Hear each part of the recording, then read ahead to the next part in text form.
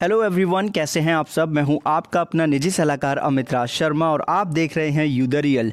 Video के प्रारंभ में ही आपको सूचित कर देता हूं कि Canara HSBC OBC life insurance company के I select star term plan के बेनिफिट की डिटेल आपको ऑलरेडी चैनल पे मिल जाएगी क्योंकि वीडियो अवेलेबल है और उस वीडियो का थंबनेल आप स्क्रीन के ऊपर देख रहे हैं। ये वीडियो आपको लाइफ इंश्योरेंस प्लेलिस्ट या वीडियो के एंड कार्ड में आपको इसकी इन्फॉर्मेशन मिल जाएगी। तो वीडियो को शुरू करने से पहले आपको सूचित कर देता हूं कि चैनल पर प्रत्येक वीडियो आप लोगों के सुझाव और कमेंट के अनुसार ही आती है, इसलिए आप वीडियो को लाइक करें और चैनल को सब्सक्राइब करके ऑल नोटिफिकेशन बेल को ऑन करें, जिससे आपके सुझाव या प्रश्न के अनुसार आपको वीडियो समय पर मिल जाए। तो बिना समय गवाए अब बात करते हैं यहाँ पे पेड अप पॉलिसी की। तो देखिए, पेड अप पॉलिसी का जो बेनिफिट है ये आपको लाइफ प्लस या life with return of premium option के साथ ही मिलता है, लाइफ ऑप्शन के साथ नहीं। जब आप 2 साल लगातार प्रीमियम पे कर लेते हैं, पहले 2 साल लगातार प्रीमियम पे करते हो, उसके बाद अगर नहीं कर पाते हैं तो आपकी पॉलिसी पेड अप पॉलिसी में कन्वर्ट हो सकती है। और जब पॉलिसी पेड अप पॉलिसी में कन्वर्ट हो जाती है तो उसका फैक्टर निकाला जाता है, जो कि होता है जितने साल आपने प्रीमियम पे किया है उसको हम भाग दे देते जितने साल प्रीमियम पे करना था, उससे तो पेड अप फैक्टर निकल के आ जाता है। अब इस प्लान में मैच्योरिटी बेनिफिट है, जितना आपने बेसिक प्रीमियम पे किया होगा वो उसी को बोलते हैं यहाँ पे सम अश्योर्ड ऑन मैच्योरिटी, जिसमें आप पेड अप फैक्टर का गुणा कर देंगे तो आपको मैच्योरिटी बेनिफिट पता लग जाएगा। और जब पॉलिसी पेड अप पॉलिसी हो जाएगी तो ऐसे में जो paid up benefit of death होगा वहाँ पे क्या होगा जी, पेड अप फैक्टर का गुणा कर देंगे सम अश्योर्ड ऑन डेथ। अब सम अश्योर्ड ऑन डेथ क्या होगा, आपका जो सालाना बेसिक प्रीमियम है, एनुअलाइज्ड प्रीमियम जिसे आप बोलते हैं, उसका 10 गुना, या फिर जो आपने बेसिक सम अश्योर्ड चुना होगा वो दोनों में से जो ज़्यादा होगा वो आपका सम अश्योर्ड ऑन डेथ हो जाएगा। बात करते हैं यहाँ पे सरेंडर वैल्यू की। तो देखिए, सरेंडर वैल्यू आपको जब मिल पाती है जब आप रेगुलर पे ऑप्शन नहीं चुनते हैं। अगर आपने regular premium payment term option choose किया है तो सरेंडर वैल्यू नहीं मिलेगी। रेगुलर पे का मतलब आपको पता है कि जितने साल का पॉलिसी टर्म उतने साल लगातार प्रीमियम पे करना। अगर आप सिंगल प्रीमियम ऑप्शन लेते हैं प्रीमियम पे करने के लिए तो पॉलिसी के 1 साल के बाद ही आपका पॉलिसी सरेंडर के लिए एलिजिबल हो जाएगा। अगर आप limited premium payment term option लेंगे तो जितने साल आपका प्रीमियम पेमेंट टर्म है उतने साल प्रीमियम पे करने के बाद ही आपकी पॉलिसी का सरेंडर वैल्यू अक्योर हो पाएगा। अब सरेंडर वैल्यू का फॉर्मूला है, क्या है, सरेंडर वैल्यू फैक्टर, उसका आप गुणा कर देंगे टोटल बेसिक प्रीमियम जो आपने पे किया है।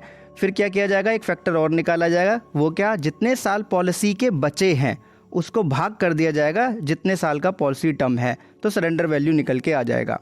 अगर आपने लाइफ प्लस ऑप्शन को ऑप्ट किया है तो उस केस में स्पेशल सरेंडर वैल्यू जो है इम्प्लीमेंट होगा। अब ये जो स्पेशल सरेंडर वैल्यू फैक्टर है ये आपको इंश्योरेंस कंपनी कंफर्म करेगी, क्योंकि ये फिक्स्ड नहीं होता है, ये वेरी होता रहता है। ऐसा हमें पॉलिसी डॉक्यूमेंट में लिखने के लिए मिलता है, जो कि एक्सटेंडेड पीरियड के दौरान भी वैलिड रहता है। अब एक्सटेंडेड पीरियड क्या होता है ये फर्स्ट पैराग्राफ में मैंने बता रखा है। रिवाइवल पीरियड इसमें आपको 5 साल का मिलता है, मतलब आपने प्रीमियम पे करा, ग्रेस पीरियड निकल गया, उसके 5 साल के अंदर अंदर आप पॉलिसी को दोबारा से शुरू कर सकते हैं। अब इंपॉर्टेंट टर्म्स एंड कंडीशन को समझ लेते हैं। सबसे पहले आता है आपका इंक्रीजिंग कवर से जुड़ी हुई टर्म। अगर आप इंक्रीजिंग कवर का ऑप्शन लेंगे तो जो ऑप्शनल इनबिल्ट कवर है उसके साथ आपको नहीं मिलेगा, और स्पाउस के केस में भी आपको इंक्रीजिंग कवर का बेनिफिट नहीं मिलता, सिर्फ आपके लिए होगा।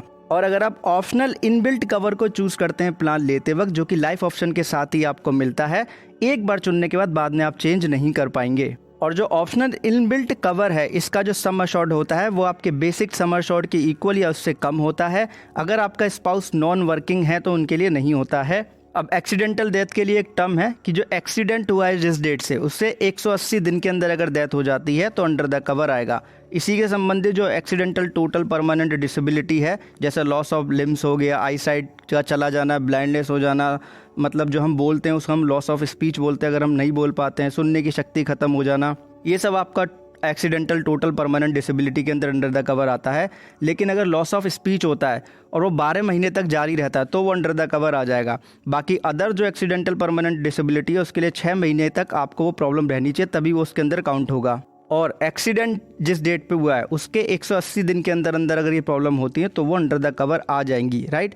ग्रेस पीरियड की बात करें, 15 दिन का है मंथली मोड ऑफ प्रीमियम के लिए, अदर मोड के साथ में आपको 30 दिन का ग्रेस पीरियड मिलता है। की एक्सक्लूजन पॉइंट को समझ लेते हैं। अब देखिए, किसी भी तरीके का एक्सीडेंटल डेथ है वो अंडर द कवर नहीं होगा। अगर आप पॉलिसी लेने से पहले 48 महीने तक आपको कोई ट्रीटमेंट चल रहा था, मतलब कोई एक्सीडेंट हुआ था 48 महीने पहले, उसका ट्रीटमेंट चला था, उसकी वजह से अगर आगे चल के कोई प्रॉब्लम होती है तो उस केस को अंडर द कवर नहीं किया जाएगा। अगर जो फ्लाइंग एयरक्राफ्ट होते हैं उसमें आप ट्रैवल करते हैं या आप उसको आप फ्लाई करते हैं तो भी एक्सीडेंट होता है तो भी अंडर द कवर नहीं आएगा। बाकी एक्सक्लूजन के ऊपर ऑलरेडी वीडियो अवेलेबल है जिसका थंबनेल भी आपने चैनल पे देखा, अभी अपनी स्क्रीन के ऊपर इस वीडियो को जा करके आप देख लीजिएगा, तो इससे आपका समय बच जाएगा। बाकी और भी समय बचाना चाहते हैं तो PDF आपको टेलीग्राम चैनल पे मिल जाएगी, वहाँ से आप डायरेक्टली पढ़ भी सकते हैं। तो बहुत बहुत धन्यवाद आपका वीडियो एंड तक देखने के लिए। बाकी कमेंट सेक्शन में बताएं